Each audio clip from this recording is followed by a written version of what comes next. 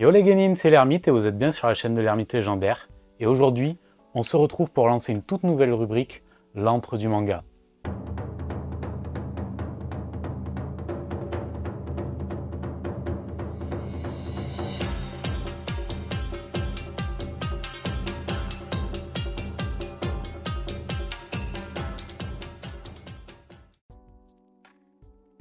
Nouvelle rubrique, pour tout vous dire, j'ai lancé cette chaîne pour cette rubrique en particulier.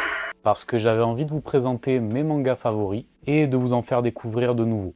Peut-être ce sera des mangas que vous connaîtrez déjà, peut-être que certains ne les connaîtront pas. En tout cas, le but pour moi est de partager ce que je connais avec vous et peut-être que vous me présenterez les vôtres en commentaire. Ça pourrait être intéressant également. Dans ce premier volume, nous allons parler de Hajime no Ippo. Hajime no Ippo est l'un de mes shonen favoris, écrit par le très bon George Morikawa. Joji Morikawa de son vrai nom. Le mec a fait des recherches. Hajime no Ippo, c'est un manga qui compte aujourd'hui 138 volumes et qui est toujours en cours de parution. Une longévité énorme qui n'existerait pas si ce manga n'était pas exceptionnel. Tout ça grâce à son auteur George Morikawa qui fêtera ses 58 printemps le 17 janvier prochain. George Morikawa, c'est un passionné de boxe, passionné à tel point qu'il a même racheté l'un des clubs les plus prestigieux du Japon, le JB Sport Gym. Passionné à tel point que le 6 avril 2005, il est homme de coin pour Manabu Fukushima, un boxeur japonais. Fortement inspiré par le fameux Ashita no Joe de l'excellent Tetsuya Shiba, George Morikawa a mis un petit moment avant de se lancer dans sa propre série, enchaînant des one-shots et autres courtes séries qui n'ont pas forcément rencontré le succès. Jusqu'à ce qu'il sorte cette pépite, Hajime no Ippo. Donc Hajime no Ippo, de quoi ça parle exactement? Eh bien je vais vous le dire. Ça va être compliqué de vous condenser 138 volumes, mais on va quand même essayer. Pour vous dire, Hajime no Ippo est l'une des séries les plus longues au Japon, mais il n'est pas dans le top 5 pourtant. Le grand vainqueur de ce classement, c'est Golgo 13 avec ses 207 tomes. Incroyable, non? Donc Hajime no Ippo, c'est l'histoire d'un jeune lycéen de 17 ans qui se prénomme Ippo Makunouchi. Ippo est fréquemment persécuté par certains de ses camarades, 3 en particulier, dont l'un sur lequel on reviendra un de ces 4. Et un jour où il est en train de se faire martyriser justement par ces 3 garnements, un sauveur vient à sa rescousse. Il se prénomme Mamoru Takamura, boxeur pro. Et le moins qu'on puisse dire, c'est qu'il fait forte impression sur notre héros, qui va se retrouver totalement béat d'admiration devant son sauveur. Cela va lui donner envie de débuter la boxe, en se disant « peut-être que moi aussi je pourrais devenir fort ». Il va également se poser cette fameuse question qui va revenir telle une litanie tout au long de la série. Qu'est-ce que la force? Qu'est-ce que c'est qu'être fort? Et ça, c'est beau. Parce que la force est une notion totalement subjective. Chacun a sa propre réponse. Donc ça peut être la quête d'une vie. Et c'est pour ça que son chemin va être passionnant.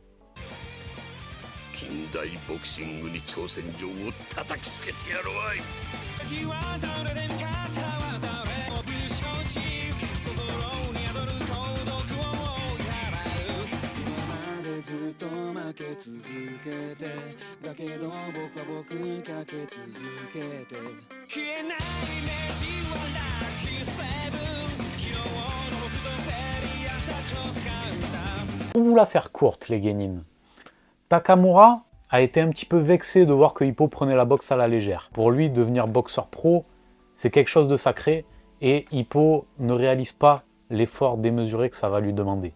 Donc il le met au défi et il lui dit « Mon gars, si tu arrives à rattraper les 10 feuilles qui tombent de l'arbre sans en relâcher aucune, là ok, je t'amènerai au club et je te présenterai le coach. » Ippo a plusieurs jours pour réaliser l'exploit et il s'entraîne sans relâche, quitte à s'endormir dehors. Et il y arrive, une feuille, 2 feuilles, 3 feuilles, mais il commence à bloquer. Et en fait, Ippo, c'est un malade de l'effort. Il réfléchit constamment et il se remémore le bruit que faisaient les coups de Takamura lorsqu'il attrapait les feuilles. Et là, à force de taper dans le vide, il reconnaît le son, il comprend le truc. Et c'est ça Ippo, c'est qu'il comprend par l'effort. Toujours. Vient le jour fatidique où Takamura va regarder les résultats de cet entraînement et va être ébahi parce que Hippo y arrive avec une seule main, alors que Takamura a accepté totalement qu'il le fasse à deux mains. Ça aurait déjà été un bel exploit en soi d'y arriver à deux mains, et Hippo le fait avec une seule. En fait, Takamura lui a enseigné l'une des techniques de base de la boxe anglaise, le jab. Hippo maîtrise à présent un très bon jab, on peut le dire, et va rencontrer le coach Kamogawa au boxing club. NANI? Et là, nouveau rebondissement les guénines. Takamura va essayer de lui apprendre le direct du droit, et tout le monde va rester sur le cul. Hippo va mettre la droite de sa vie dans le sac.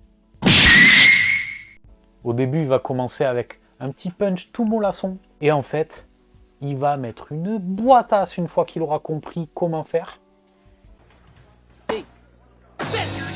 悔しかったら思いっきりいけ。踏み込み、腰、肩、え？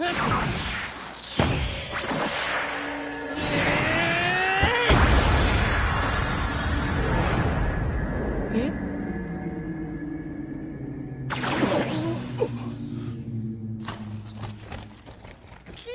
ちいい。いた。 Et il se trouve que Hippo est un hard puncher. Un gars qui frappe très très fort. Un gros cogneur. Et ça ne passera pas inaperçu, puisque le coach le prendra par la suite sous son aile.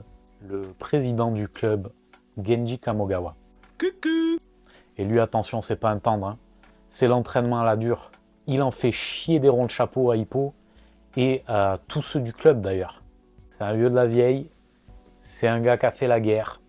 Et il enseigne à la dure. Ça, c'est clair. Hajime no Ippo, ce n'est pas que ça. C'est tout un tas de personnages avec des particularités et des personnalités toutes plus différentes les unes que les autres. C'est aussi ça qui fait que c'est une histoire palpitante. C'est qu'elle est remplie de rebondissements. On n'est jamais déçu. Hippo, sur son chemin, va croiser la route de nombreux rivaux, dont un en particulier qui va changer sa vie, Ichiro Miyata. Ichiro Miyata qui fait partie du même club que lui. Hippo va être époustouflé face au style de boxe de Miyata. Au point que ça va un petit peu agacer ce dernier d'ailleurs, parce que Hippo le suit comme un petit chien. Alors on se demande parfois même s'il n'est pas légèrement amoureux de Miyata, hein, c'est très tendancieux. C'est son premier fan en tout cas, ça c'est clair. Mais Takamura va avoir l'idée sympa de faire affronter les deux jeunes hommes sur le ring lors d'un sparring, donc un combat d'entraînement. Et il se trouve que Hippo va se faire déboîter, mais va toujours se relever, ce qui va fortement agacer Miyata. Ça va le vexer au plus haut point de ne pas être capable de coucher un débutant. Et par la suite, en fait, les deux jeunes hommes vont se fixer un nouveau rendez-vous, le temps que Hippo apprenne certaines bases, et il y aura un match retour.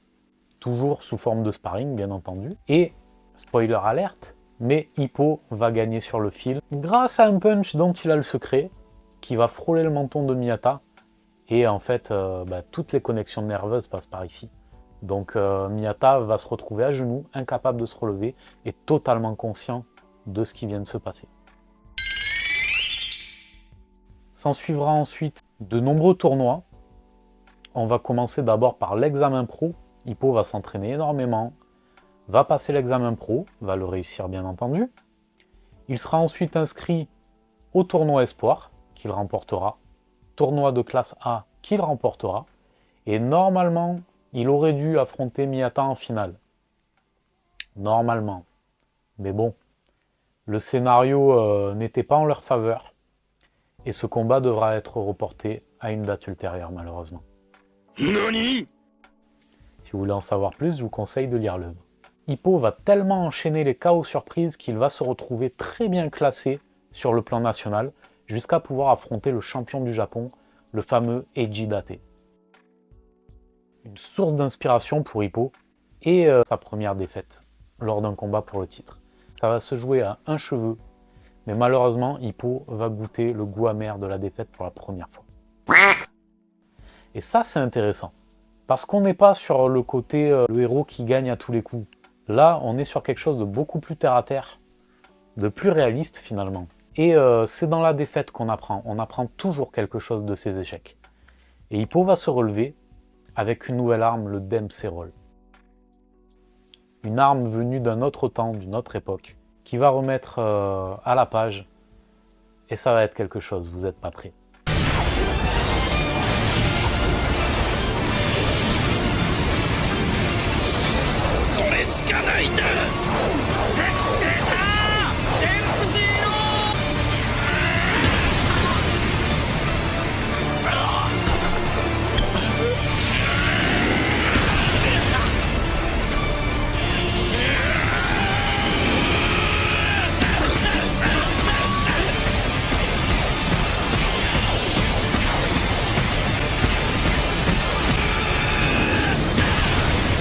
Suite à cette remise en question et à de nombreux entraînements très rigoureux, Hippo va pouvoir à nouveau combattre pour le titre face à quelqu'un qu'il a déjà affronté une première fois lors de la finale du tournoi Espoir, si je dis pas de bêtises. Takeshi Sendo, le tigre de Naniwa. Et alors lui, il est vraiment pas là pour rigoler. Lui, il envoie du très très lourd. C'est un hard puncher également. On dirait la copie conforme de Hippo. À la différence près que lui, ce n'est pas forcément un infighter, il boxe à mi-distance. Vous avez trois types de boxeurs. Les boxeurs infighter qui vont au corps à corps. Les boxeurs à mi-distance qui vont mettre des petits coups un peu plus... Voilà. Ils vont gérer leur propre distance, ça va être un entre-deux. Et vous avez les outboxers qui eux vont gérer le tempo du combat et essayer de tenir à distance leurs adversaires constamment. Et suite à ce combat titanesque, Hippo va pouvoir lever pour la première fois la ceinture de champion du Japon. Et il pourra en être fier et il va très bien dormir, croyez-moi. Voilà les Genin, ça c'est pour le récap de la saison 1. Dites-vous qu'à l'heure actuelle, il y a 6 saisons parues en France et on va bientôt débuter la 7e. Donc, je vais peut-être pas tout vous résumer, mais je vais essayer de vous dire l'essentiel. Donc dans les saisons qui vont suivre, Hippo va défendre son titre au minimum à 8 reprises, je crois. Donc il va enchaîner des combats qui vont toujours le pousser dans ses retranchements, le pousser à s'améliorer, et tout le monde va avoir un but, détruire le Dempsey Roll. Une arme sur laquelle il va un peu trop se reposer d'ailleurs, au point d'en oublier les fondamentaux de sa boxe. Et tôt ou tard, ça lui reviendra en plein visage. Hippo par la suite, ne trouvant plus d'adversaire à sa mesure au Japon, va délaisser son titre pour s'attaquer au monde. Et là, ça va être autre chose. Il va commencer à enchaîner pas mal de combats. Bon, bien entendu, il les gagnera, mais ce ne sera pas des combats faciles. Vraiment pas.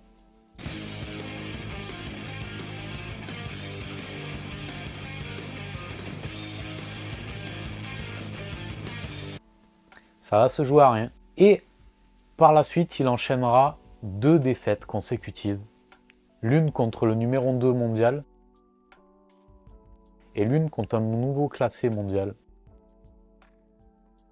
qui, j'espère, on reverra parce que je l'ai trouvé assez osef. Pas trop compris pourquoi il avait perdu contre cette personne. Mais je pense en fait que ce sera un boxeur un petit peu plus aguerri par la suite qu'on reverra. Suite à ces 2 défaites, Hippo va prendre sa retraite. Contre toute attente. À la stupeur générale, personne n'était prêt. On s'est dit, mais pourquoi? En fait, ça va être incroyable, je pense. C'est une période frustrante en tant que lecteur de voir le héros sur la touche comme ça et de voir tous les autres avancer pendant que lui les observe. Mais en fait, petit à petit, George Morikawa est en train de combler les lacunes de son héros par l'observation et par des entraînements que personne ne voit. À tel point que lorsque Hippo fait des sparring pour aider ses anciens adversaires, chacun se dit, mais il est vraiment à la retraite ce gars? Et vraiment, vous n'êtes pas prêts, c'est des dingueries ces chapitres. On n'a qu'une hâte, et ça arrivera, c'est qu'il reprenne les gants et qu'il remonte sur le ring. Et je suis vraiment très très curieux et très très impatient de voir ça.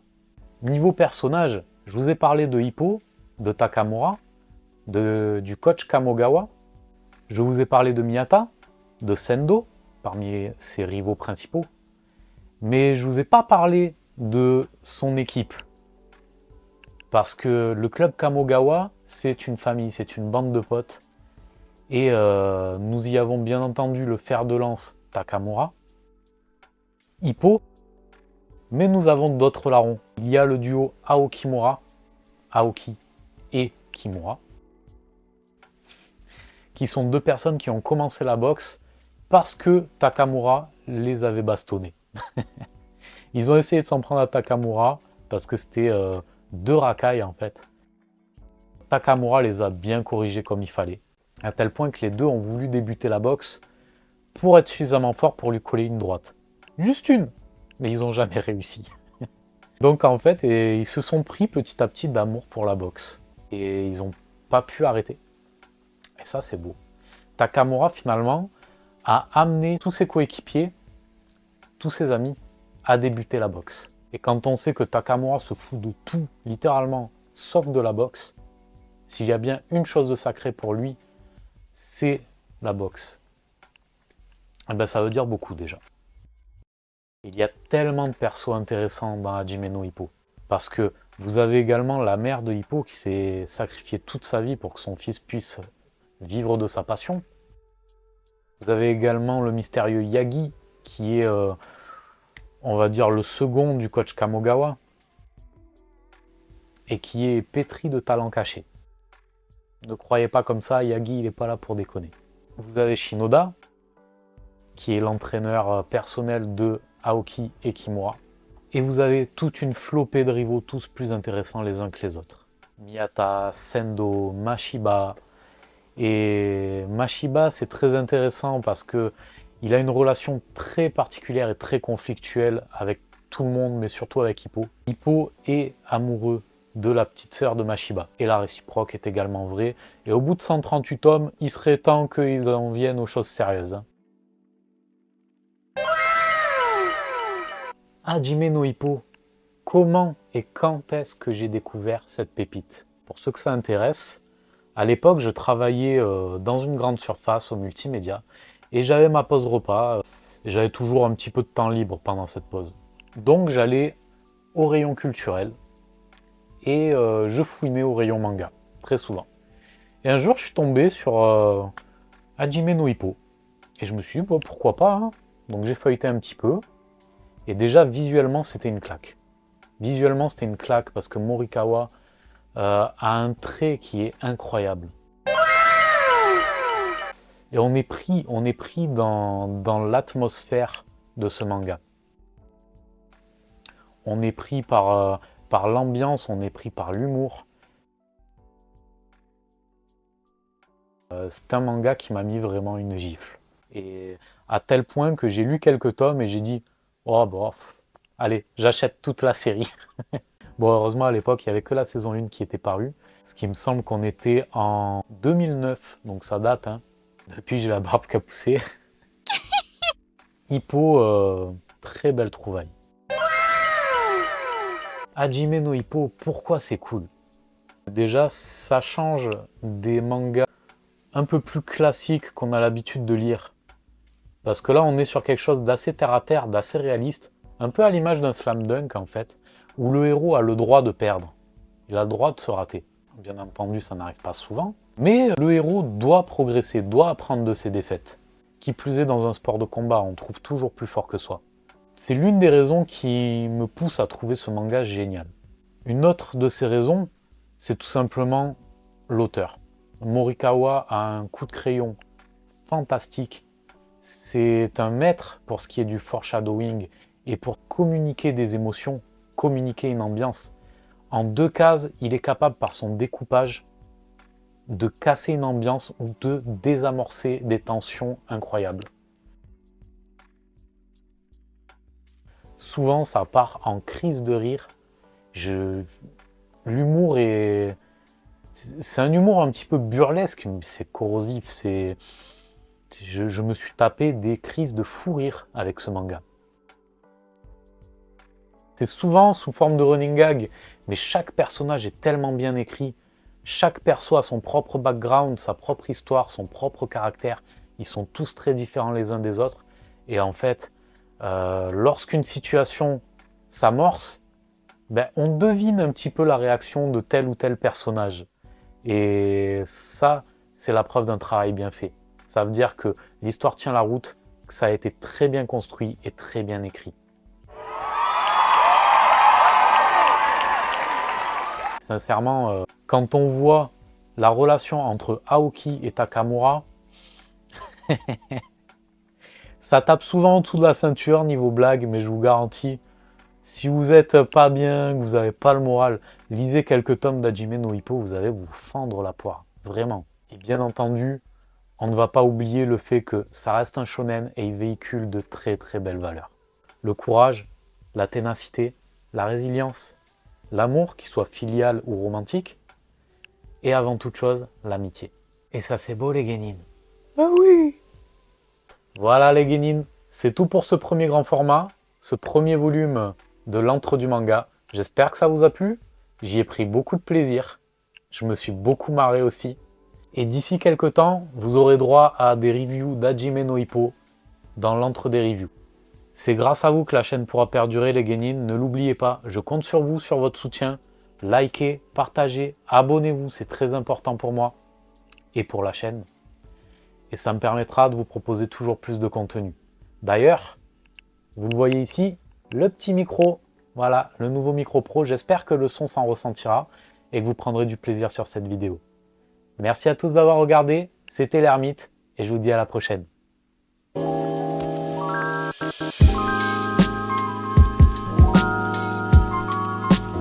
Tu t'es abonné? Tu t'es pas abonné? Abonne-toi!